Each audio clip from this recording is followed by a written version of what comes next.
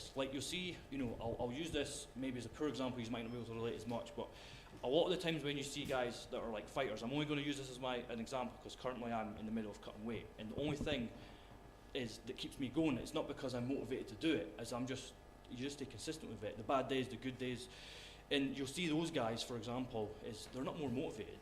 Like, how many times, Calvin, have we tried to go to the training and you're like, tonight's not happening, I don't want to go, but if you don't, you're going to get beat up in like 3 weeks' time, so you got to go, right? Now, you just can't relate to that, I understand that, but the reality is it's not a motivation thing. It's consistency of just showing up over and over and over again. Sometimes it might be remembering the holiday that you've got coming up, the wedding dress that you need to fit into, maybe the bridesmaid's dress you need to fit into, the swimsuit, that there's going to be photos, any of these things. I don't care when people come to me and say, I want to go and look good on holiday. Of course, that's a great goal to have, because why wouldn't you want to look good on holiday? I want to look good in this dress, I want to look good in this. Just know that they're small milestones to the larger goal, to vision, right? It goes beyond that. So just remember, motivation comes and goes. A system is what you need. A system that builds that motivation, that builds that consistency, that builds that action, that at the end of the day, it builds into that discipline. So I am actually going to get you guys involved with this. You don't have to get up and talk. Don't worry, no one's coming up here and talking. Basically, what I want you to do is I want you to take a moment. We don't have any notepads this time, but if you take your phones out, what I want you to do is I want you to take a moment to reflect honestly, what is the most common culprit that is currently knocking you off right now? I assume we're all on some form of journey, whether it's health, mental, physical, anything like that. I'm going to give you just a couple of minutes to just sort of reflect to yourself, are you relying too much on motivation? Are you setting the bar too high? Is work and family life taking over? Is there poor sleep and low recovery? Are you missing one day and then creating that spiral? Or do you just have no backup plan to bring you back in again? So what I'm going to ask you to do, everyone, if you can, just on your phone, just for 2 minutes, just think of 2 things. I want you to write 2 things. It doesn't have to be any of these. If you have something else that you're thinking of, I want you to do that. Write 2 things down, and that's your first task. I'll give you 2 minutes to do that. Unless you already know it already. Come up with 2 things.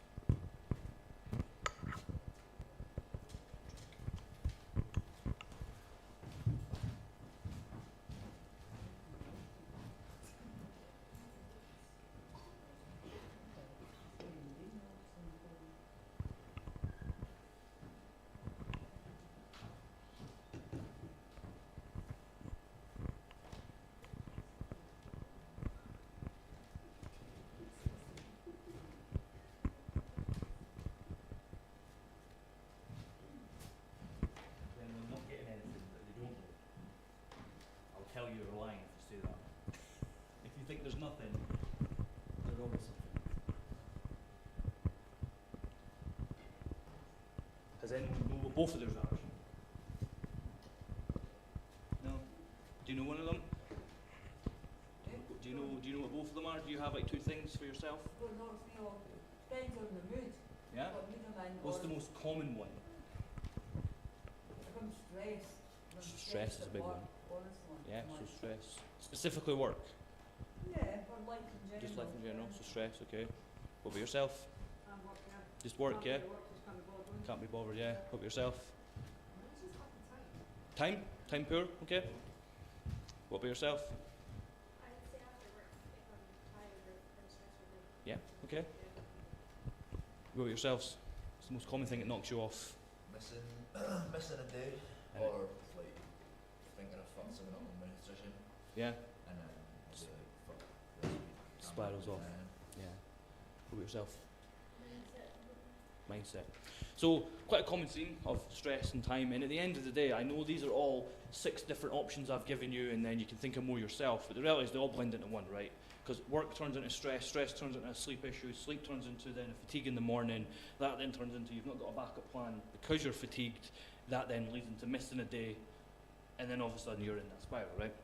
So a big thing about this is if you are time poor, it's trying to, I use a calendar, then you use a calendar if you're time poor, you use a calendar to put things in and stuff like that.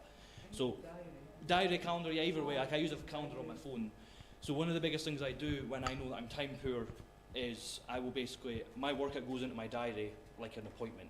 Because if nothing goes in my diary, it's not happening. Like if the kids' appointments don't go in the diary, we'll not be at that appointment unless she's telling me like 20 minutes beforehand there's an appointment. But if it's not in the diary, it's not happening. So that's the first thing I always deal with time poor clients, is if they don't have the time to be doing these things, or they think that they've not got enough time to be doing these things, then figure out what time you do have. Because the reality is you can't have less time at work or less time with the kids and less time with the husband and the wife and the partners, because it's just not possible.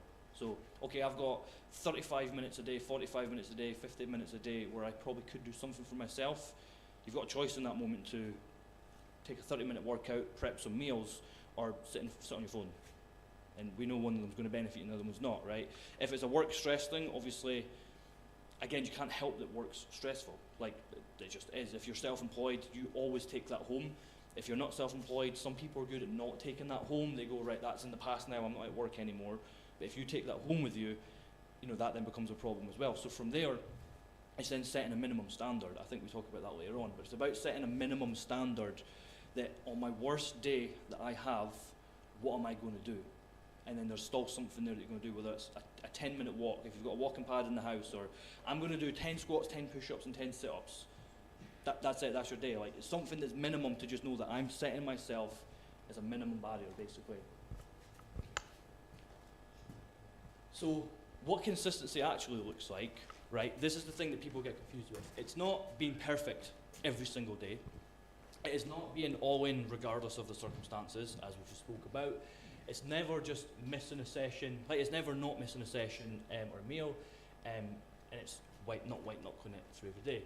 Basically, it's consistency is being able to get back on track. So you have the day where you're time poor, right? Okay, well what I'm going to do then is I know I have X amount of time, so I'm going to spend 10 minutes doing this and 10 minutes doing this, and that's going to help me today, but I'm going to spend another 10 minutes to help myself tomorrow.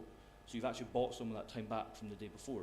Like I say, if you're stressed from work, it's about you've not got because it usually ends up a time thing. You're stressed from work, you get home, you end up dealing with the stress, and by then you don't have the time. So it's the same idea, setting that minimum standard. You know, the people who went long term, they're never perfect. They know that in 6 months they're not going to be 100% adherence. Like, I've not seen many of my clients who are like 100%.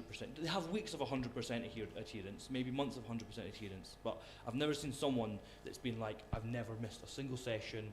Every meal has been exactly to the calorie, to the protein. It doesn't happen, because the reality is it's never going to happen. It just means staying in the game, and you're not trying to win every round. You know, that's why you have those lower days, right? I know tomorrow I'm working a full 10-hour shift, and I'm going to get home and the kids have got a club on, or I've got to see the grandkids or anything like this. You go, okay, well I know that's happening tomorrow, so I'm going to change my day to be this, rather than just staying perfect the whole time. So this is the big one that I see a lot, is a lot of people rely on who they used to be. You might be in a new job now that's really, really stressful, and that's now the problem, but they think about who they used to be in their last job and go, why can't I do that? Because, well, you know why you can't, because you're in a different job. You might have an injury that you used to not have to deal with. Now you're having to nurse that every day. That now becomes a problem. There's lots of these other things, but people, you know, they always try to act like their self from the best week. We've all had a good week, right? We know there's times where we've had the best week we've ever had.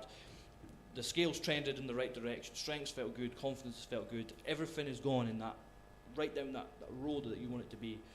And everyone goes, that's now my standard every week. And you know that lasts maybe 2 more days and it doesn't happen, because then you start that same cycle over and over again. And it does start to create a mismatch, because you're trying to live a life effectively of someone else now, because that person had different circumstances, different things. Although it's still you, internally you're like, well, that's still me, so surely I could figure that out. But the reality is well, that's not you anymore, because you've moved on from that and you've went into something else.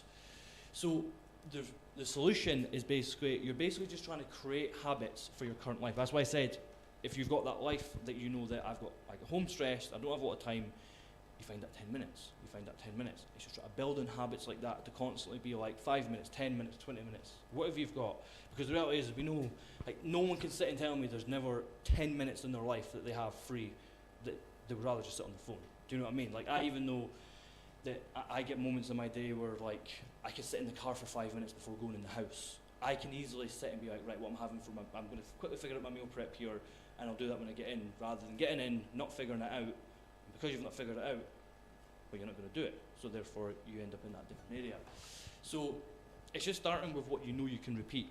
I always say to my clients, some clients come to me and go, "Oh, I need to be on 1,200 calories, don't I?" And I go, "Well, not really." And I'll say to them, "Can you do 1,200 calories for 365 days straight?" And they go, "No." I'm like, "Well, you're not doing it at all. You're not doing it at all. Like, that is not going to be what you're going to do. If you can't stick to it for a year, you're not doing it at all, right?" So if you say to yourself, "Oh, but I can put out 10 minutes a day of doing something meaningful. Can you do that for you?" "Yeah." "Okay, we'll start there." And then you build the next 10 minutes, and eventually you build this system. It's almost an ecosystem, and everything's on my calendar. Honestly, everything's literally, meal prep is in my calendar.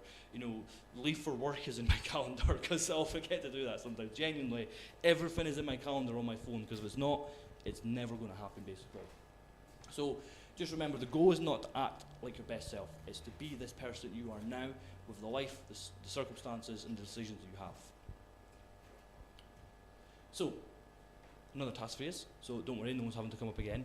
So basically, I want you to just write this down again in your phones if you can. Write these down on your phones. Is basically, what version of you trying to live right now, is this realistic for your current life, and what needs to change to make that easier? So just answer the first one question at a time. So we'll start with that. What version are you trying to live? I think that didn't make sense there, but it does. What version of you are you trying to live like right now? Like, basically, that is me asking, what is your goal? Who are you trying to be right now? Just have a second to think about that. I'll just give you about 30 seconds, and then we'll kind of just go through them all, unless you know.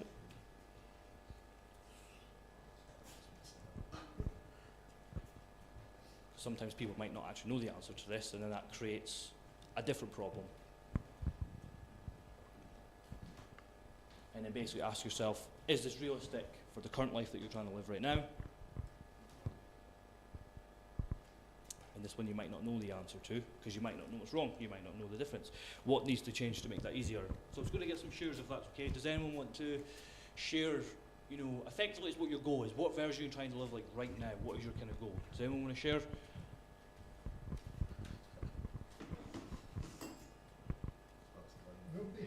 Nobody? Well, Go for it. I'd like to get healthier. Yeah? And fitter. What does that mean? For myself, because like getting older. Okay. And I think, well, I'm 61, 62 this year, and I kind of think, well, I just want to be a fit woman. Yeah? I was never into sports when I was younger or fitness, but it's funny now the older I am, the more I want to get into it. Okay. So I'm going to question you one further. What does get fit mean? What does that actually mean? Well, And I'm not trying to censure in a description sense. Bit like exercise. Well, I do. I go to the gym a lot. I'm a regular attender, so. And then what do you hope that does for you as a result? I live longer. There we go. That's what I was looking for. Yeah, that's what I was looking for. Oh, So, in what you're currently doing right now, do you think like that has been realistic? You've had a high adherence to that, and like there's been moments where you've picked yourself up to make sure that you don't fall off, or do you think it's unrealistic? I'm not too bad now. Yeah. I'm not too bad. 'Cause I'm a bit like you say about your calendar. I look at my dates, what I'm working, and I get the results thing, and I think, all right, I can go to that Yeah. one, I can go to that one, I can go to that one. So on the Yeah. timetable, Mhm. so it makes me accountable for that. Yeah, 100%. It makes me accountable for that, you've got to do that. And do you think living like that's realistic for you? Have you ever thought there's a moment where you're like, okay, this is quite tough now, or No, just Realistic? my way of thinking. That's fine. need to I do as know well, what don't I'm worry. doing. I'm glad to know there's others like that. I think what I like about Elaine is she's had a few hardships recently and she's made time to, Yeah. like, Yeah. yeah, My, so. my husband died. Okay. Sorry to hear that. Suddenly, it was his birthday today, so I'm still, Oh, okay. I'm still coming. my Thank you. Yeah. birthday Thank you. Without him, so I thought, right, no, Mhm. I'm coming along. That's what I find impressive, Elaine. Yeah, that's amazing. Thank you for coming today. Then I Yeah. do appreciate that. And do you think then there's anything that even slightly that could make that easier that what you're doing right now? Well, no, but I just feel just being accountable. Yeah. Just being accountable. So if we're quite similar in that kind of diary sense, do you ever find you overcomplicate it sometimes? No. Okay, that's mine. That then becomes no, my I issue. Okay, that's my fine. life too much. Okay. No, I appreciate you sharing that. Thank you. Yeah. Anyone else? I've got a wedding dress to get into. A wedding dress? Yeah. I'm going in the right direction, but work life is hectic. Like I've got small kids, got a partner who works away, I've got 2 jobs, and all my spare time is spent doing PT with clients. So it's kind of like when do I fit my own training in? Of course. It's very like I've got everything in my diary, but it's almost like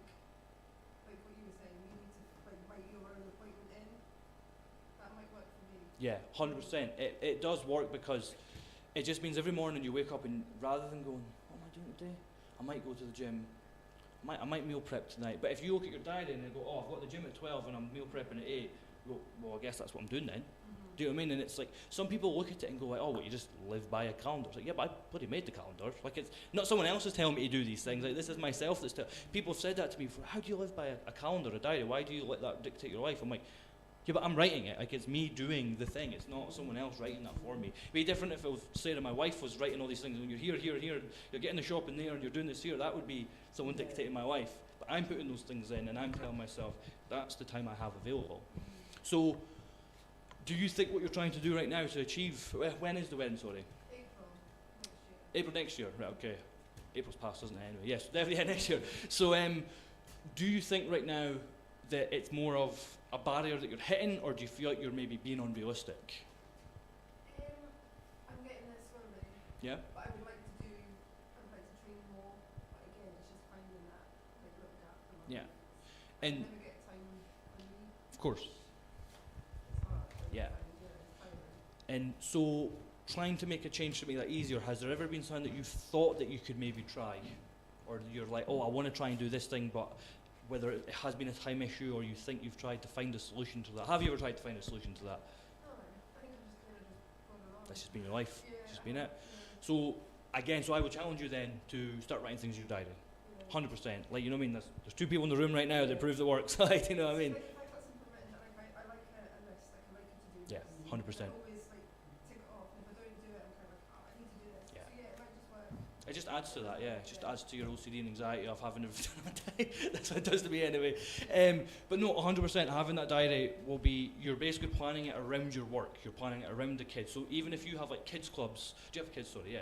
Yeah, so you put kids clubs in it. You put like, you know, their appointments, their dentist appointments, that all goes in the diary. So then you know that you could look and go, oh, there's a 2-hour gap there. Like, I can spend 20 minutes of that, like prepping for tea, and spend the other 40 minutes of an hour of that having a workout. And then you get an hour to then think about the next thing, and it's trying to just like actually look at your time. I remember this happened to me in college one time. You might relate, Colin. There was one of our college lecturers. He always used to say, "Everyone should be, I didn't have time to do that essay. I didn't have time to do that essay." He literally made every single student in class sit down and write out their entire day of what they were doing. And the amount of people that had about 5-6 hours a day free that said they were busy were, do you know what I mean? It's crazy. Did Chris ever make you do that? Used to That's make us- insane. Yeah. Yes, there we go. Used to make us block off time for it. Yeah. That's the only reason I do it now, is because it does actually work. Because it does work. So like, if you literally sit down and write everything out, and you would say, oh, there's 3 hours there, there's 2 hours there, but in your head, without that written down, you'd rather just doom scroll. You'd rather watch TV. You'd rather, you know, do something. Leave my work, and I'm straight to the gym. Like, You go straight to the gym. is my So you are in there then. You are making. You're going from the gym to. You're going from work to the gym. Yeah, with clients. Tea, bed, bath. Yeah. And then it's I sit in bed doing like workout plans and stuff. Yeah. Please go to sleep now. And Yeah. then sit down. Yeah. And do it all over again the next So day. it's just finding 10-minute pockets, 15-minute pockets. Like I say, it could literally just be finding a quick hip workout, you know, right in between me, and it sounds silly, I find myself doing it, like, you're making tea, it's like 10 push-ups, right back up, I'm mixing the tea again. Honestly, anything that's going to get you going, like, I'm in the middle of, like, making the baby's milk, it's like, the kettle's boiling, do some squats, right, back to it again, you know, anything like that. Honestly, it sounds stupid, but make the time. I've done that in the kitchen. You make the time. You do make the time. What was that here for? I couldn't do it, though. I've done that. Good. Really. Good. Anyone else? What kind of version they're trying to live right now, effectively what are your goals and what it is you're trying to live right now? Anyone else like to share? No? Okay. So, I suppose I'll share mine then. I kind of already said that I've got 7th of June. I don't actually know how many days that is.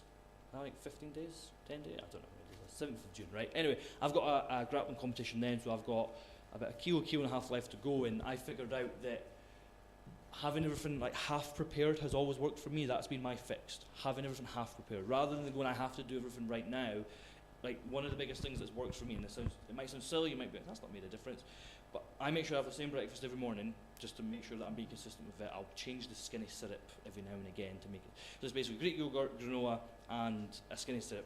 But when I open the Greek yogurt, you only get 3 days out of it. So I'm like, well, I'm just going to portion it into the tubs already. That's half prepared. Now all I need to do in the morning is pour the granola in. I don't actually need to do the yogurt. I do that for lunchtime. I do that for tea time. And that's been the biggest change that I've made. That's allowed consistency to be like, oh, actually, I can continually do this now. Because I'm going to make a week's worth of meal prep in this 1 hour that I have. Because that's unrealistic. So this is what I was talking about earlier. I know this sounds like a task, but it's not a task, don't worry. This is what I was talking about earlier about building a minimum standard. So, having a workout, yeah? Building the minimum standard. So the biggest thing about this is basically try and think of the worst week you've had in the past 6 months, year, right?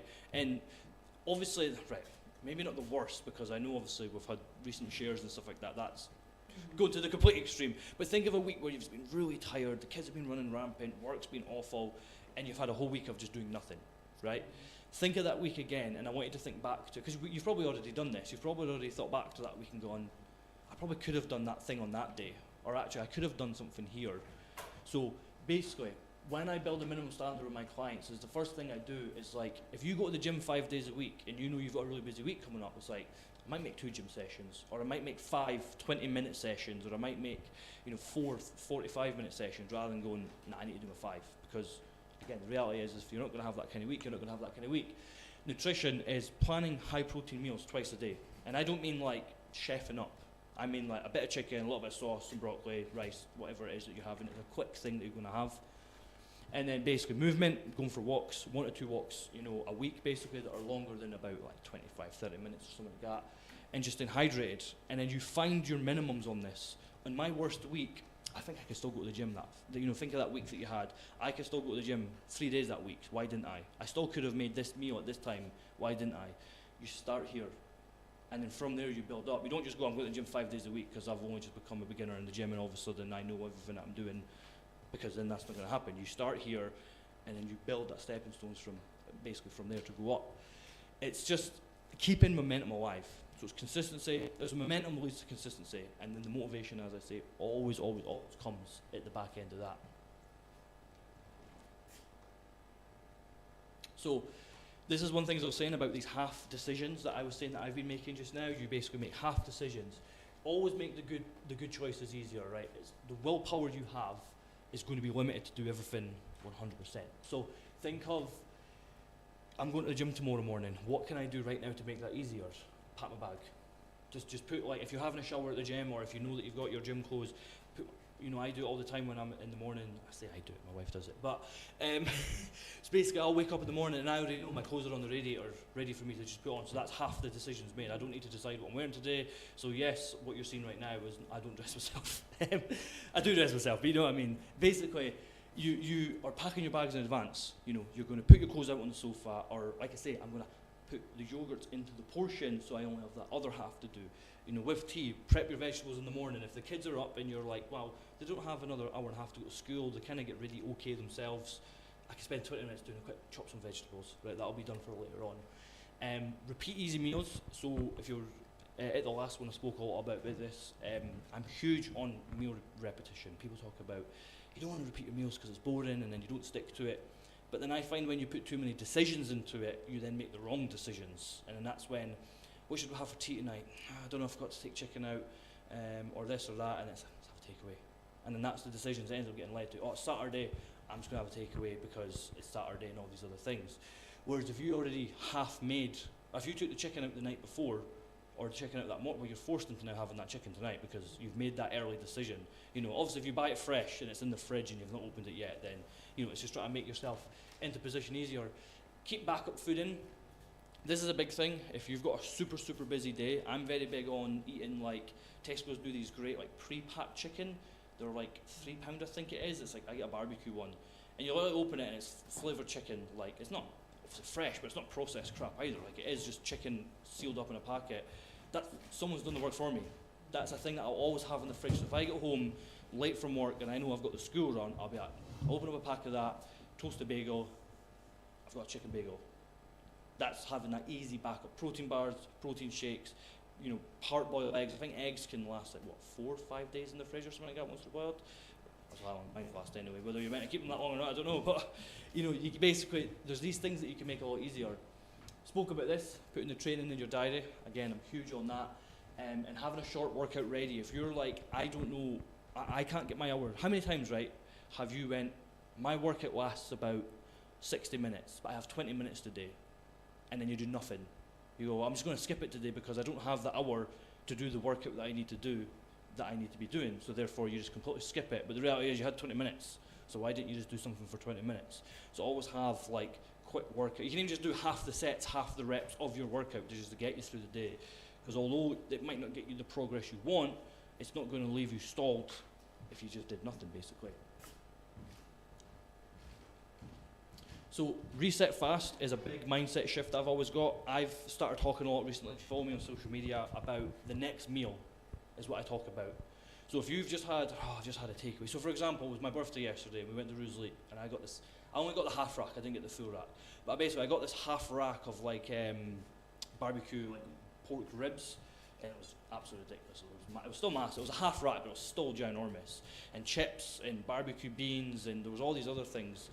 But later on when I got home, I knew, I was like, well, I've had that now. I don't have to make my next meal like that, and I don't have to make my next meal like that. The next meal, well actually the next meal was actually this morning. I decided to, I was pretty full. I had the cookie as well afterward. But that wasn't the same meal, right? That still counts as one meal. So, and I knew that, right, okay, that's me done eating. I've had loads, like that's fine. Back to the protein granola this morning. It's the next meal. I've not went, Saturday now, I can just go and have something crap instead. I'm going to have chocolate spread on toast, whatever the kids are eating. Do you know what I mean? I've made the next meal the better decision. So I always talk about that reset fast. I always call it the next meal, or the next workout, or the next walk. It's one of those things that basically puts you back on track. Punishing's a big thing. People punish. How many times do you punish yourself? Oh, I ate over my calories today, so I'm going to skip breakfast and lunch tomorrow to make up for it. We know we've all done it. Or I've had some wine on a Friday night or a Saturday night, so on Monday I'm going to just go for an hour walk. Penalising yourself, I'm not completely against penalising yourself, but that's if you've had an event, a birthday, a wedding. You then go, right, I'll work a little bit extra hard to get it, but I know people that will deliberately just work, they only go to the gym to burn off the wine at the weekend. I've heard someone tell me that before. I only go to the gym because I drink wine at the weekend, so I need to burn that off. And I'm like, that's just the most ridiculous thing I've ever heard. So is it okay to penalise yourself in the fact that it's like, oh, I've had an enjoyment? Penalise yourself doesn't mean I'm going to now run a 10K and absolutely kill myself because of it. It's like, no, you just have 300 calories less the next day. You drink more water to make sure you're flushing through your system, something like that. Do you know what I mean? So resetting is always the big thing to make sure that you don't end up in the guilt of a spiral, or the spiral of a guilt, sorry. Because as soon as you do it, you know, it's fine, because the next thing I'm doing is, you're not undoing it either, you're just putting a cross at it and going back on track, getting back. So resetting fast is always huge without having to restart from scratch. So hopefully your 3 take-homes from this is going to be, do something that's built for your life, you know, the stress, the situations you've got going on, the work, the fatigue, the time poor, all these things, that make sure that your consistency always returns quickly. It's basically, or your consistency is about returning quickly. It's not about being like, I have to just do this 100 times and I'll be fine. It's like, no, because you'll still have that one time when you fall off. What makes it consistent is right after that, you come back again, rather than just staying falling off. And just remembering that having a system in place 100% beats motivation. Because it's in my diary, because I know I'm meeting a friend to go to the gym, because I know I've got clients, and I know we've all got clients that literally technically don't really need a PT anymore, because they know what they're doing, they're aware of their nutrition, they're aware of their, but if they don't have a PT, they're not going to the gym, because they know that they are meeting someone in the gym as an appointment, so therefore they're going to go. And I've literally had people say that to me before. I could have told them ages ago, oh, you're fine, and they're like, no, I'm staying. I'll be, oh, that's fine, you can stay, but just know that you're very well in a position to be like, I'm happy enough. If you said to me right now, right, I'm done now, but I'm happy, I think you've got all the right tools, we've taught you everything, but they know they'll not go to the gym otherwise, because they need that appointment set of, I meet someone at the gym, so I'm not letting myself down, I don't care about that, I'm not wanting to let this person down, or it's a friend, or it's a class instructor, or it's any of these things that you're doing. That's part of a system as well. And then obviously it's in your diary, you're half prepping things. Whatever system it is you can put in place is 100% going to be better than just, I'm not motivated today, so I'm not going to do anything. And don't get me wrong, there's nothing wrong with having a low day. Like, I'm not saying 100% of the time you need to be full of energy, because that's an absolute lie. But it's just what you do next, that next meal basically. Keep it simple, keep it repeatable, and keep it going basically. I think that might be, yeah. So if you were wanting to follow me and listen to a little bit more about what I have to say, if you've enjoyed it, you can follow me on social media. I've been working quite a lot just now with Mr. Trib over there, getting a lot of good videos out. You'll see that we're like trying to target all the landmarks just now in our growth of getting a video rather than just being in one single place. Always talking about stuff like this. This is kind of the way my content's going. I do have a sort of course on the go just now. It's like a free sort of 7-day coaching. You'll learn a lot. I'm calling it free 7-day coaching. It's maybe a bit of a business tactic. I'm basically getting you to write down things like what we spoke about, and I'm going to hold you accountable to that for 7 days. That's basically what it is. Let's find your minimum base standard. Let's find who you need to be. And then for 7 days, I'm going to help you write that out and help you basically hold you accountable to that. So if you're wanting that, you can have a wee scan of that. If not, I don't mind. Don't feel like you have to. Don't feel like you have to, don't worry.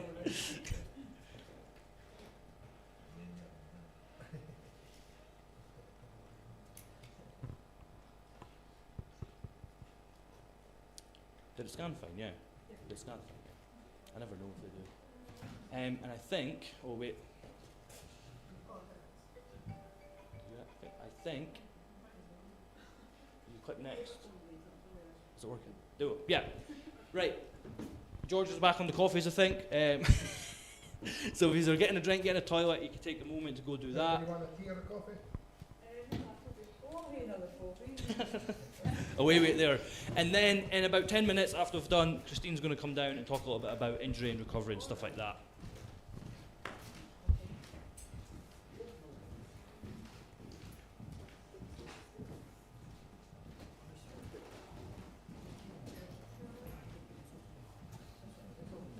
So how would you handle it, right? I've got this thing with too much violations now that technically I'm not supposed to do it.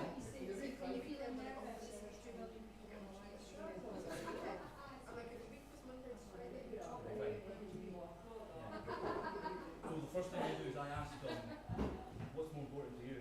So I've literally had this conversation with a client the other day, so she liked her wine at the weekend. And she was like, travel this way, I know the wine, and then the wine leads, because it's not the wine's not the problem, the drink's the problem, it leads to the food, it leads to the choices, and the hangover and all that.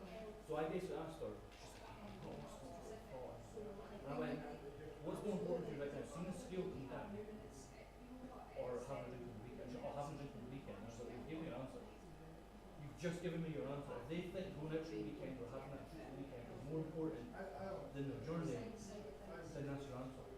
So it's a big deal. I'm like, but that doesn't justify what you've just done. Yeah, and what does good mean? Yeah. Because people think that like being good means being healthy, but healthy is not still healthy. They eat a lot of healthy food, still high calories. Do you know what I mean? Like people just think if they eat healthy they're going to lose weight. The reality is there's a lot of calories still involved. Like things like avocado or high in fat, people think that's a good thing. Yeah, it's a very good thing. But if you're having that 5 days a week and every day, it's then too much. Like, do you know what I mean? It's the same. Oh, nuts and seeds are healthy for you. I was like, yeah, it's got a really good protein source in it. And loads of vitamins in it. The calories are ridiculous. Like, you know what I mean? So my question, the first thing I question I find is I would say, like, what's what you have to do? I've had some conversations with clients where you have to kind of go, I'm your coach now, because you feel friendly with them, don't you? And you try to like teeter them around it a little bit. We're friendly, I don't want to upset them, but that's when you go, no, I'm your coach. So what's the fuck you want? So I had that the other day. I was like, what's more important for you, having that drink of wine at the weekend, or losing a bit more weight? So, I need to have that drink at the weekend. I was like, okay, that's fine. So that means your Monday, Friday now needs to be even harder. And they're good, but because that's because they don't drink. You know, I'm not going to tell someone to stop drinking. Like that's just, it's not their mum. Like you know what I mean? Like it's like I'm not their dad or anything. So it's going to be like, I would basically tell them, I question that first. If they say, oh no, I want to lose the weight, I don't care about the treat the weekend. Give me your answer again. Stop having the treat the weekend. And that's the thing to tell them you've got is have they made progress? Yeah. Do you believe in yourself? Maybe you've got mentioned them. They could have been further along. Yes. Yeah, I yeah. said to her, like, I think they were, you know what I mean? she said to me that she Popular. got as much as she wanted to. Yeah, tell them. So I did that. I had one client who was adamant that she was doing all the right things. done everything, I've done this. I went, you must be something wrong with you. I think you should go to the doctors. I actually think you might have serious condition. Oh, but actually, there was that one down there, of course there was. Do you know what I mean? I just remembered this one thing actually about coaching that. So having that conversation is important, but I would question them. What's more important? If they say having that super week is more important, you then need to factor that in. So if you set a vitality limit, so you need to then factor that, you know, because you have to sort of you have to think, okay, no, it's fine. You can do the typical like eating good, like, so what have you got from lunch then? Tell me, right. So just say, I know, I always take things across the week. So say someone says I'm going to calories a day, they just consider it a daily amount. But if you times that by 7 across the week, so like, I can never remember. Just off breakfast. Like, someone who takes calories a week, that's 14,000 calories, right? What you can do is you can go, right, okay, so during the week, you're 1,600 times 5. Yeah, you're 1,600 during the week. You've got what you leave at the weekend. But the reality is they won't then track that at the weekend. So it's trying to tell them, you have to be asking them. It's asking, it is. It's asking them what they actually want. So I think that's why the conversation is, well, do you care more about the treat the weekend or do you care more about the journey you're on? And if I say the treat the weekend, you then go, well, this is actually before that. Because you can have the proof to them because you're not neutral, and it's all. So then the reality is you go like, you're still making progress, but it's not quicker because you want to treat. If you want to treat, that's fine. But just understand that this journey that you thought was going to be 6 months is going to be a year. And it's kind of asking that. But the conversations are horrible sometimes. Like, yeah. And you know what my thing is as well is like, with me being a guy, was like I do get certain conversations with women who are like, oh yeah, the menopause or my period. I know these things, and I've done my research on it, but people are like, don't want to tell me about it. I'm like, how can I help you otherwise? Oh yeah, I've got to tell you about it. I don't want to talk about it. I'm like, you just give me your answer. You give me your answer to why this thing is moving away. We've got one, we've got kids, so of course they know what's going on. Do you know what I mean? Yeah, but they never, these are the conversations I get from them. Tell me, because at the end, I've got one client who goes, she mentioned me when it's time. So we know that for the next day, she's going to send me about 14 voice notes of things that she's supposed to talk about herself. She gets it out, and then the next day she goes, nah, I feel alright. She kind of warned me about it, she's like, she knows to tell me about it, because we know. But if she just starts sending these voice notes, if she starts sending these voice notes, I'm probably going to be, oh my god, this person just killed himself, what's going on? Like, you know what I mean? But she'll just kind of be like, it's time. I'm going to tell you all the things that I've done with myself and all that stuff. We know that's what it is, it's just that kind of not what it is, but we know that that's why she's like that. Give her a day or two, she goes, yeah, I'm sorry about that, like, but we know that that's but yeah, I think it's a conversation you guys whether what do you want in progress is being made. So I think that's the thing as well. Is people go, is it quite a significant amount of work? Yeah. Quite a significant result. How much? So what do you take her in the gym like one-to-one? What's the at home?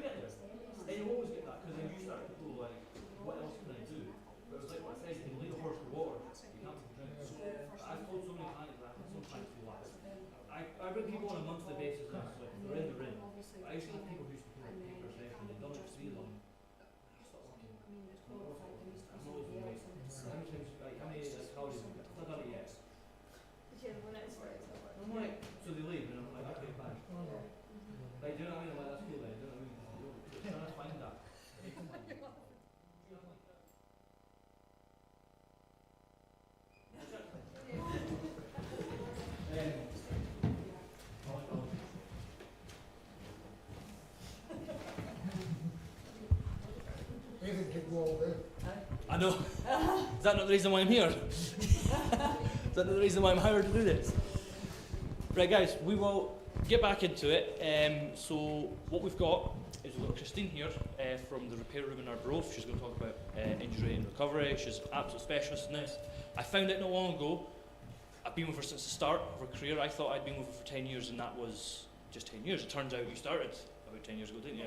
So it turned out I'd been with her since the start, which I had no clue about, that I'd been with her from the beginning. So I can absolutely vouch for everything she's got to say, and I need to go be the button clicker, so I need to go up there. Hi everyone, just bear with me, I've not done anything like this for a good while, but I'll do my best to try and give you as much information as I can and be as much help. So I've been doing this for 10 years. My qualification, my degree is in strength and conditioning, the same as Ethan, but I did sports therapy. I was self-funded for that, so I did kind of work them alongside one another. I also worked in Holland and Barrett for 9 years, so if any of you go in there in Arbroath, you might recognise my face because I was there for a long time. So yeah, I'm a bit of an all-rounder, I go to the gym, I trained, I used to compete in weightlifting, I played field hockey for 10 years, did strong women, and I've had a fair few injuries myself, so I can kind of speak from first-hand experience. Got a couple of clients in here actually, Connor, Callan, you all know Callan? Yeah, if you look at any of my videos online, he's my glamorous assistant, he's the model in all of them. If you see, you'll see it's actually him that you see, yeah. Okay, Ethan, when you're ready. So, just go straight into it. I'm going to try not and go over some of the same things that Ethan's went over. So I've noticed further on there is probably a couple of things, so we'll just kind of jump through them. But yeah, what I see in the clinic, one-off injuries, these are usually the sort of accidental injuries. I don't know if anybody's had any injuries recently. Anyone? Connor? Oh, sorry, bring it down. I thought you said... Callan, you had a bit of a shoulder injury. Had a few that's put him out. Can you still hear me? Yeah, okay. So one-off injuries, I see them. Generally with those, it's kind of quite a bit of rehabbing for those. Usually the one-offs are a trauma. It's a trauma injury. Recurring pain, I'm sure there's probably a few of you that are at the gym more often than not that have recurring pain. Probably little niggles that won't go away. What sort of injuries are you feeling? Hamstring problem. I've had it for maybe 2 years. Okay, just won't go away. Have you rehabbed it? I've tried several things. Yeah, okay, so recurring pain is a pain. It really is, it can hold you back. I do see it quite often. That's probably one of the more common ones. Underlying health issues, these are, a common thing that I see would be fibromyalgia. That's one of them. Arthritis, there's a few more, but generally you start to see the same sort of injuries. And one of them that's quite common at the moment that I'm noticing in the clinic, and might be relevant to some of the women in this group, are a lot of menopausal stuff. As you go through the change, there's a lot of things going on. So I see a lot of that in the clinic. And old injury flare-ups, that's obviously your traumatic injuries, but also niggles, recurring things. These are generally what I see in the clinic. And it's not just sporty people, it's across the board. Like I was saying to George at the bar there, one of my clients is 82, an 82-year-old gentleman. He's got poor mobility, but he wants to keep going. So he comes in, he does a maintenance. Yep. So when you come in, I do a consultation form with everyone. When I do the consultation, I'm trying to establish things like your training habits, for people with the gym-based injuries. A lot of injuries at the moment seems to be a big uptake in running at the moment. I seem to have had a lot of runners in. It seems to be the in thing at the moment. So looking at this, it touches a bit like on what Ethan had said about people going into things too quickly. You tend to see people get good, they start running, they become good at it, they increase the distance, get caught up in it, keep going, ignore the niggles. I try and establish what type of training you're doing, what your routines are like, and how long you've been training. What I'm trying to get to the bottom of is where this injury or this niggle is coming from. Yep. This is a big deal, the health and lifestyle considerations. The existing conditions are touched on a little bit. Another thing that I ask on the consultation form is, would you consider yourself a stressy person? Now, the amount of people that don't realise they carry stress is quite interesting. If I say, oh no, I'm quite relaxed, but they're in, they've got neck tension, sore heads. The more you talk to them, the more you establish, okay, oh yeah, actually, I've been a bit busy at work, or my kids, life gets in the way, and people don't often realise that they are actually carrying these stresses. This can impact across the board. It can impact your sleep also. Is everybody a good sleeper, or is there anyone struggles? Reasonable. I generally find, I don't know why this is, but generally men seem to sleep a bit less than women. When you question and you probe, they seem to be that they can get by a bit more with less sleep. Generally though, with these things, with stress and sleep, this does leave you more prone to injury, because obviously when you sleep is when you repair. Previous injuries again, so yeah, not thinking about these. If you've had a previous injury and you're going to the gym and you are training squats, for example, and you've got a knee injury, your knee starts to niggle, what would you do? Do you train through it? Do you do something about it?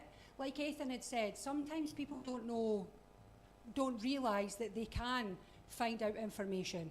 You could probably go down a rabbit hole going on to the internet saying, I've got a knee injury. It'll probably bring up about 5 or 6 different injuries.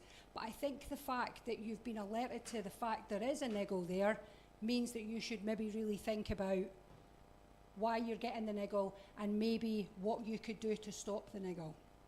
Okay, so work and lifestyle demands. Stress. I heard a few of you saying work was quite stressful. Stress seems to be a big factor, and stress absolutely runs you down. One of the things that we realised when I worked in the Holland and Barrett, we would get a lot of customers that would come in and they'd be, oh, I'm stressed. And it depletes everything, your B12, your iron. You're just running on nervous energy. This isn't good. This is a recipe for an injury, especially with other components involved, overtraining, things like that, lack of mobility, lack of flexibility. Yep. So your foundation, so just touch there on mobility and flexibility. That's the most underutilised or undertrained. There's an objection there. Undertrained component of fitness. If I say to people, another key question, do you stretch? So many people don't. They'll say, oh, well, I warm up or I cool down. But do you actually do anything other than that? If you're training four times a week, for example, you're getting niggles. Your body's telling you need to be doing more mobility and flexibility. And both of these terms are used along the same lines, but they're under the same umbrella. Mobility generally is your range of movement around a joint. Flexibility is more like your lengthening of your muscles if your muscles are tense. So when you're looking to improve flexibility, you're looking to improve the condition of your muscles. When you're looking at mobility, you're looking to increase the range of movement around your joints. Technique. So there's none of you at the Arbroath gym here. You're all local. Yeah. So often I train at Results in Arbroath, and often I'm watching. I'm always looking to see the technique. And I have noticed a lot of the guys from the Forfar gyms and Kirriemuir and stuff, the videos they're putting up, the technique is great. The trainers are putting them up. They've got good technique. But sometimes when I'm in the Arbroath gym and I'm watching your general members, sometimes their technique, it makes me uncomfortable. I'm watching them and they're overloading. They're lifting too heavy, they're putting stress on their joints, and it's difficult to watch. But this is something that is really one of the big deals with injury. Incorrect technique. You don't have to be perfect, but you need to be doing the movements properly. So yeah, warming up and cooling down. Again, this is touching on your mobility and flexibility. How many of you actually warm up? Do you all warm up? Yeah. Good. And cool down? say, right, see now, if I was going to say, and I'm going to be honest, if out of the two, what I would recommend you would do, if you're going to do them, do a warm-up. Make sure your body's ready for the exercise. The cool-down, you can cool down as you walk around. You kind of stretching. There's a bit of debate on this, on whether it actually is effective or whether it isn't. But if you're going to choose, I would make sure I'm thoroughly warmed up before. And I've always done the same warm-up, same dynamic warm-up. I look like an idiot in the gym, but I don't care. I just go and get on with it. Do my arm swings, my leg swings, same thing every time. You know, suits me. It's kind of kept me relatively injury-free up until now, but it's really important to make sure that you're ready. And see, a lot of younger members I'll see coming in. It's quite funny, I had a client and his mum brought him in and he had a injury with his chest was really tight, and I said to him, are you warming up? Yeah, I'm warming up, and I went, right, okay, so well, you'll need to add this in and you'll need to add that in. And I went to the gym the next day and I treated him, and I specifically say, look, try and avoid training the next day, because I've just worked your muscles, so you're going to be sore, you're going to have had a bit of I've wrung you out a little bit, so take it easy. Next day, I'm in the gym. Who comes in? Straight on to the bench, warming up with a bar. I was like, no, you're going to really hurt yourself. And he's young and he just wants to be, pushing, getting the big lifts, getting stronger and all that. And I totally get that. And sometimes there's just no saying, they just want to progress. But the reality of it is, that's a recipe for further down the track. If you're getting an injury now at 19, 20, going forward, it's not gonna help. And again, touching there on load, volume, tempo, and intensity. Basically, don't overload. If you've got a niggle, don't go too heavy. Take the time out and go, right, actually, because people will come at me and they'll say, can I train tomorrow? If you really want, but you're going to undo what I've done. So if you rest and you do all of these things, you stick to the guidelines, your technique will improve, and over time you will get stronger, you will be able to lift better. Even in sport and stuff like that, your performance will be better. So it all adds up. So yeah, this is a funny one. I use training aids. My whole body's been through the ringer. I've one of these people that's done all these heavy lifting. I've learned from my mistakes. Heavy lifting, using belts, all of that sort of stuff. Now, I don't tend to lift heavy enough to use a belt, but I use straps and wraps. I don't know what you all do for a living, but obviously because I'm working with my hands and my wrists all the time, my wrists, as soon as I start to use the barbell, I can feel it in my wrists. So I've got all of this sort of stuff in my bag, my gym kit. Belts and stuff, I mean, the jury's out on that. I think if you have a back issue and you're wanting to progress, but not, again, with a silly load, that makes sense. But sometimes, again, from being observant in the gym, I watch some of the younger ones, some of the older ones as well, are going in, they're stacking the bar, they're putting the belt on, and they're lifting too heavy, and sometimes their technique's not great either. But they've got the belt on, so they're not feeling it at the time. So these things are good for certain things, but they shouldn't be used to pad it out. You shouldn't be using these. Generally, as a rule of thumb, you should want to be able to lift as much as you can naturally without these aids, but they are there for a reason. They can be used. Supplements as well. These, what I've put up there, your sort of proteins, creatines, magnesium. I don't know what your thoughts are on any of these. Do any of you guys take any of these supplements? Yeah? Creatine. I'm not one for taking the creatine myself. It doesn't agree with me. There's lots of research out there. I just always think it's got its benefits, but I remember when I first started training at Holland and Barrett, and we've got the red flag areas. This is old school, 9 years ago. And creatine. Anyone who buys creatine, you have to ask if they've got a kidney issue. If you're taking creatine, make sure that you're drinking plenty of water. That's the main takeaway from that. And sometimes I'm not always the best at drinking water, and it doesn't agree with me, so I just avoid it. But yeah, things like your pre-workouts and stuff, like I've taken them in the past, but I think, your amino acids and stuff like that, they're good, but generally sticking to your sort of basics there, They will help. Your protein for your muscle recovery, you know, magnesium, it helps, contributes to the normal functioning of the muscle. It's a brilliant supplement. It's in your electrolytes, it's in Epsom salts, it's in, you get it obviously in your drinks, and it seems to be the buzz one at the moment along with the creatine, but it is a very good supplement. I could recommend it. Just make sure you get a good quality one if you're going to take it. Do the research. Like Ethan said, you've got your phones, just read up and see. Being better read will keep you go forwards in the right direction, I think. So yeah, but always prioritise food first, a healthy diet. I mean, like Ethan was saying, fitting things into your day isn't always ideal, and it is more convenient to use these things like proteins and all of that. But if you can get it in your diet, why not? Yeah. Okay, so we're just going to skim over this. These are, again, tools that I think would be better for sticking to, remaining injury-free. So some of these, I don't know if any of you have used any of these. I'll give an example of the resistance bands. So I worked for Scottish Ice Hockey for a few years. I used to do the strength and conditioning with the juniors. And ice hockey wasn't my sport, but I would speak to some of the coaches, and one of the coaches was telling me, I said, look, you know, I worry about these kids because they're on the ice and they're wanting to represent their country and they're giving it all. And there was kind of an old school coaching mentality of, when you've got them in the gym, push them, really, really push them.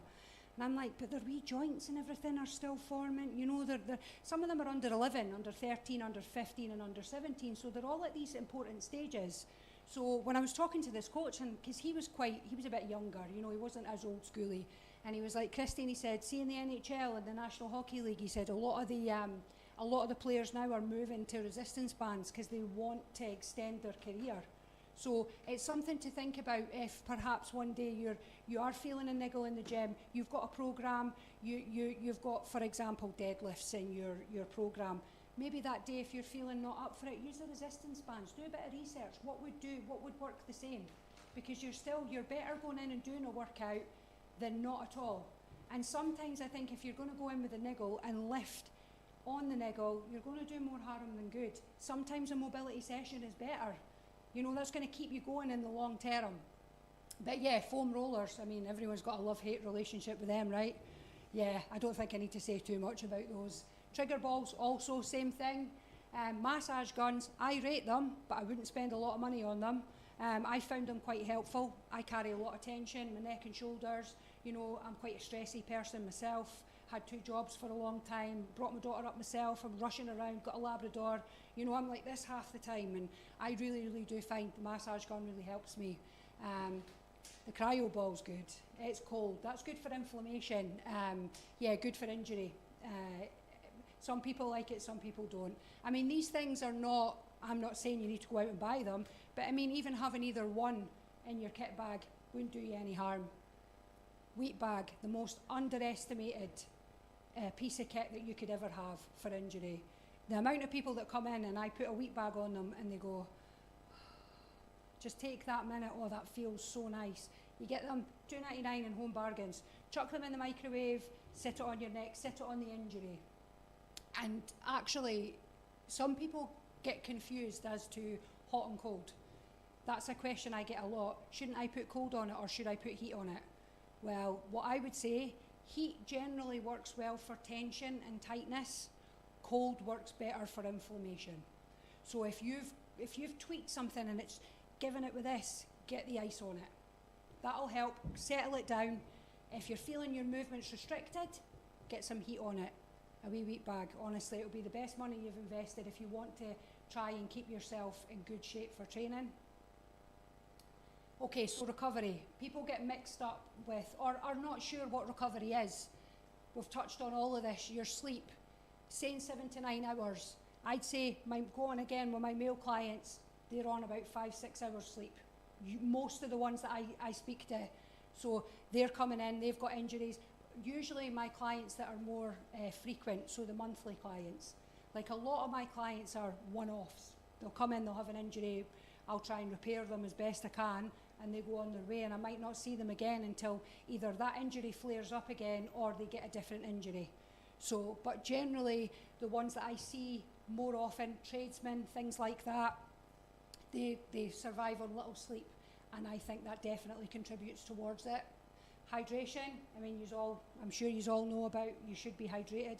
I'm not the best. Nice to see some water bottles on the tables. I've obviously got mine.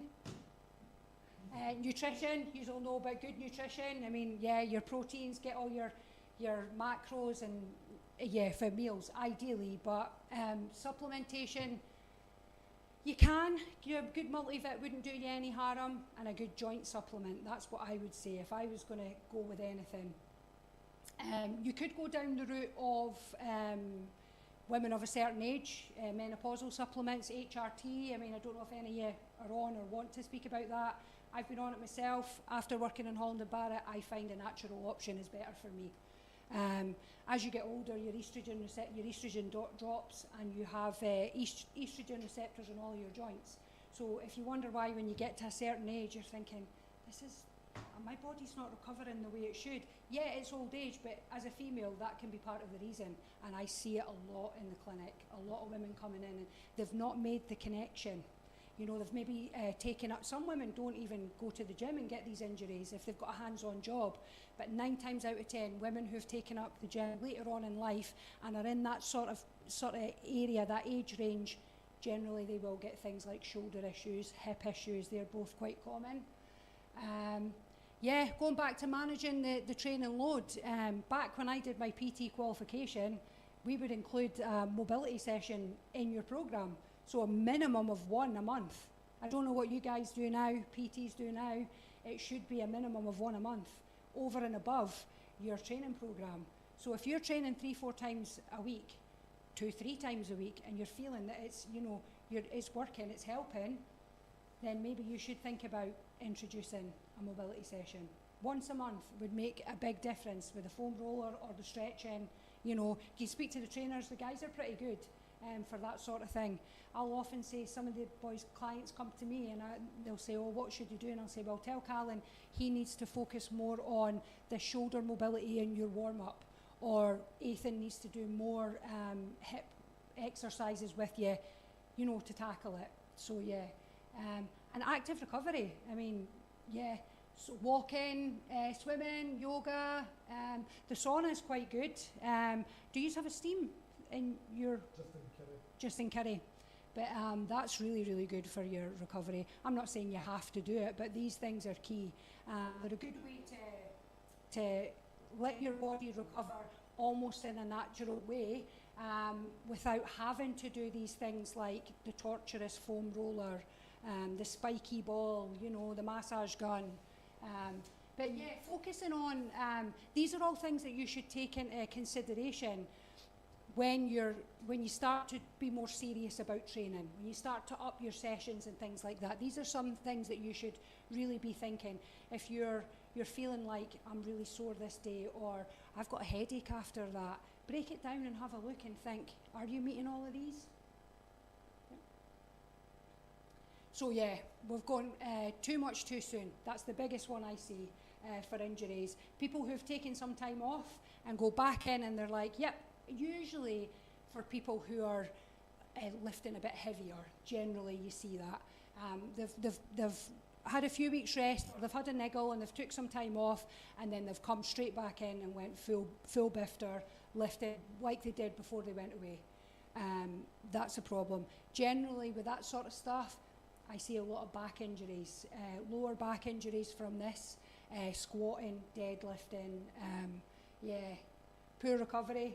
Obviously, they're not taking the time out, they're not ticking all the boxes, ignoring the warning signs, the niggles, you know, and overtraining. That's another one. Like, folk will come in and, at the moment, like I was saying, the best example I could give would be the runners at the moment, because there's all these events that are happening. The Edinburgh Half tomorrow, I've got about 5 or 6 clients that are taking part, and I've had loads of people in this week because they've upped their mileage, and they're getting all of these little niggles before they go. They're not taking the deload, they're not resting, and they're caught up in it. And yeah, they're overtraining. They're not fueling enough. They're not recovering from the runs, they're not ticking all the boxes, and now they're coming to the event, and you know, so be interested to see if a few of them actually finish it, to be honest. So yeah, this is something that if you take anything away from today, this is something to stick in your head, to make a note of this. The rehab, right, the police principle. Now at uni, we went into this quite a bit. Ethan would have done it as well. The old acronym for injuries was RICE, rest, ice, compression, elevate. So now for injuries, they say sporting injuries, but I would say most injuries, protect. So protect really just means let's not do anything silly. If you've got a sore knee, let's not go and squat 50 kilos or, you know, but this, the optimal loading is the important bit, because what people will then do is go and then rest and not take it through its range of movement. So I see it a lot. You want to be getting the injury moving back through a natural range of movement. I mean, I had a lady in not that long ago, and she had a shoulder issue, and she came in like this, and she was holding her arm like this, and I was talking away to her, and I treated her, and she came out, and her arm's down like this, and she's blethering away, and I said to her, "How are you feeling? Are you all right?" And she went, "Yeah." I was like, "Put the arm back down. You need to stop doing that, because with an injury, we naturally guard. That's what you do. You don't want to move it because it's sore, because you're trying to protect it, but that's the worst thing you can do, is keep it in that movement. So just remember that if you've got an injury, don't hold it there. Ice, compression, elevation, I mean, they're all pretty straightforward. But yeah, committing to the long game. Ethan's touched on a lot of this. Set your training goals, make them achievable. Add in the mobility.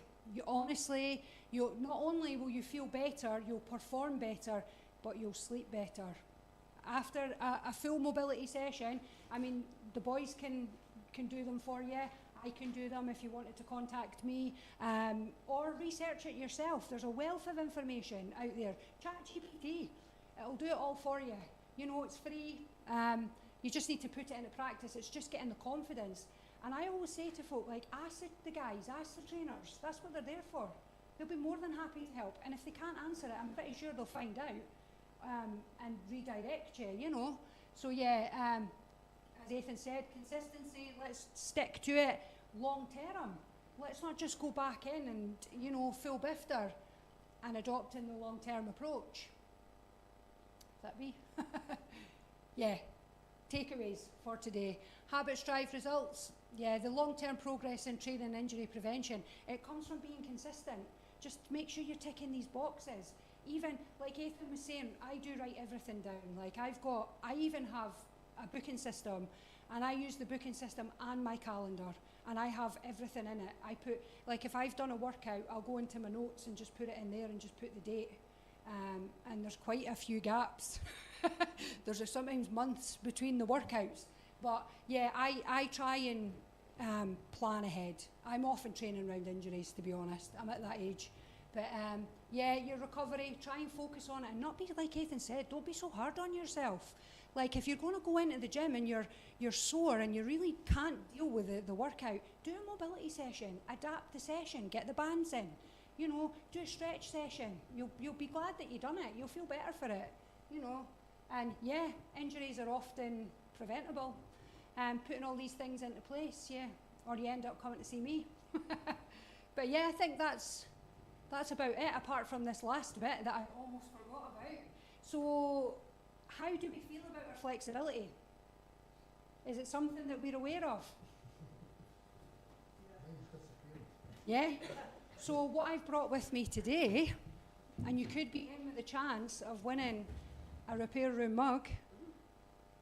There's only 2 of them in existence. Just saying. Don't even have one myself. I've brought my Sit and Reach here, okay, so...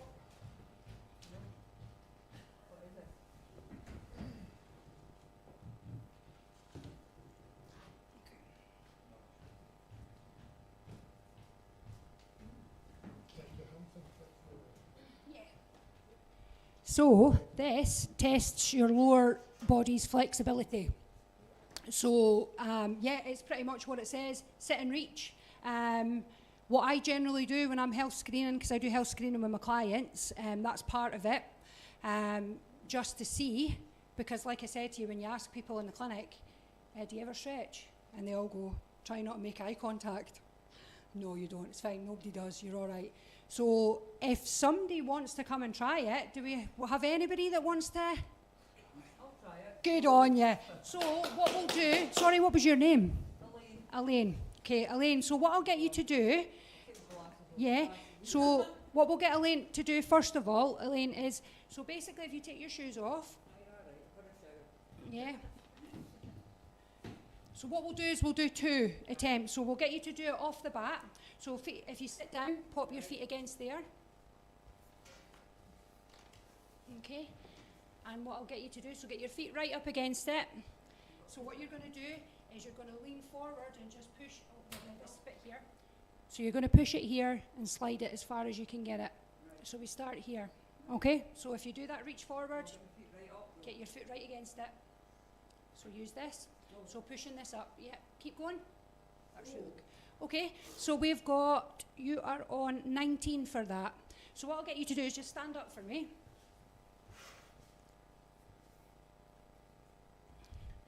Okay, so what I'm going to get you to do is a few exercises just to try and limber you up a little bit. Don't worry. So all I'll get you to do is some leg swings. If you need to lean on me, so just do 10 of these. Yeah, do what you need to do. So 10 of those, both legs. I'll do one side at a time. That's right, you can do that, no bother. So it'll be interesting to see, because we do both, and the increase in flexibility is quite noticeable. It should be anyway. Okay, good. And then we're going to go across the way, so to the side. Good, that's it, good. No, you're all right. Do you do the martial arts? No. I do boxercise. I was going to say, you've got a good, quite a high kick there, that's good. I'll get you the other way. Mind yourself on that. Right in the step. That's all right. And then once you've done that, I'll get you to do 10 squats for me, and then we'll try again. Just do a wee half one. That'll do. Good.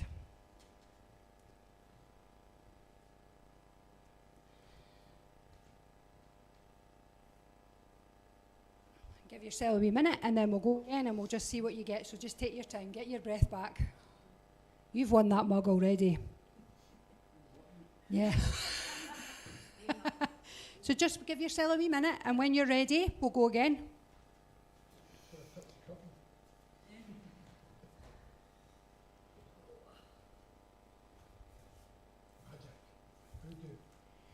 Make sure you're nice and flat up against it. Yeah, get your heels right up to it. That's it, and getting your fingers like that, and then just push and lean and keep going. Okay. So you've almost doubled the distance. So that's when you were 19 and you've gone up to 33. That was with just that small amount. Give Elaine a clap, please, folks. So I'll just get your mug for you.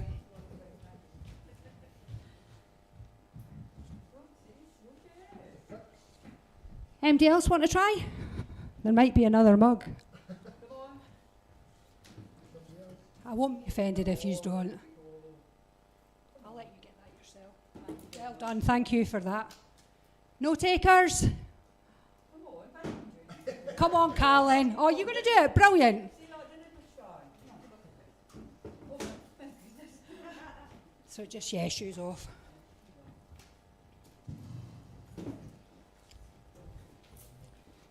Good. Good. That was decent. Okay, so we're just going up to, I would say 30.5. Happy enough to do just the same warm-up?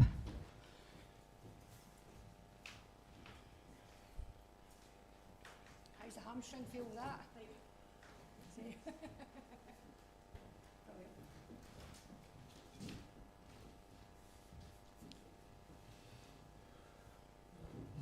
Look how beautiful they are.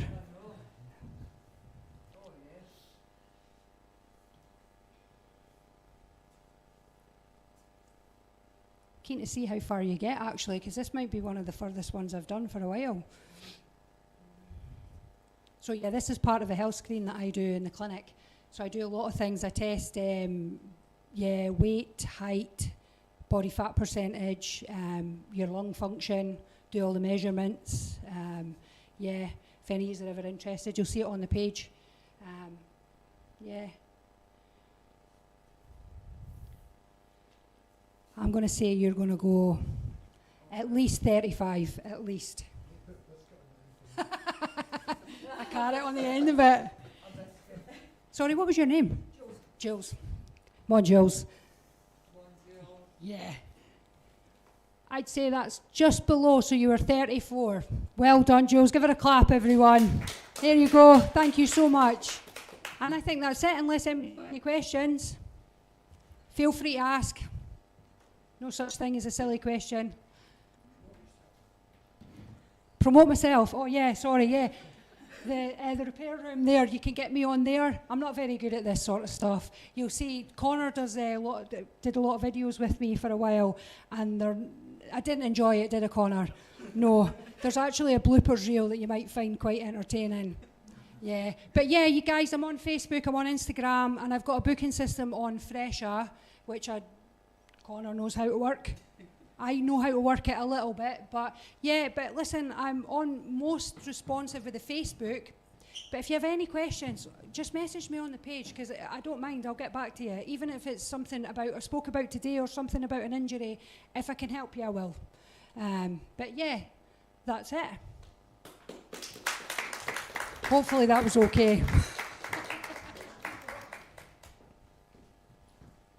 Thank you very much, Christine. So, yeah, I mean, anyone else have any questions at all about anything I spoke about earlier, anything about Christine spoke about? If not, then use our, have it go, free to go. Yeah, use all that. I appreciate you all coming down. We don't have a date for the next one. They're sort of going to be bi-monthly, so what are we? We're at the end of May, so what are we sort of July? It's start of July. I think like 6 weekly kind of thing like that maybe. I don't know yet. We haven't fully decided how we're going to do them. But there will definitely be another one. I've not quite figured out yet what's going to happen next time, but I'm going to try and make it that every single one of them isn't